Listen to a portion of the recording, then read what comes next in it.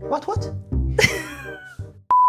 እስኪ እቺን በእንግሊዝኛ በሉልኝ። ኦኬ እሺ ሶ እየመጣች ይመስለኛል በለኝ እስኪ። I thought she was coming. እሺ እየመጣች መስሎኝ ነበረ ሲሆንስ? What? ዋት ታስብላለች አይደለ? ሰው ያልኩ መጀመሪያ ምንድን ነበረ?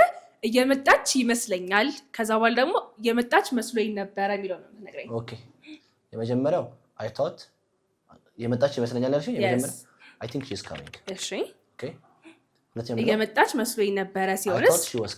I thought she was coming. Good. Yes. So you see the difference? I think she's coming ማለት እየመጣች ይመስለኛል። So currently ያ ነገር እየሆነ ይመስለኛል ስትሉ I think ትሉና ድርጊቱን በፕሬዘንት ወይ ደግሞ በፊውቸር ታደርጉታላችሁ ማለት ነው። ግን እየመጣች መስሎኝ ነበረ ሲሆን ግን የthink past ማን ነው?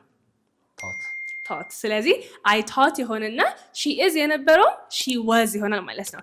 I thought she was coming. So በዚህ መልኩ I will make you guys do one sentence. ለምሳሌ ዳሪሚ will say ፈተናውን የማልፍ መስሎኝ ነበረ በለኝ እስኪ።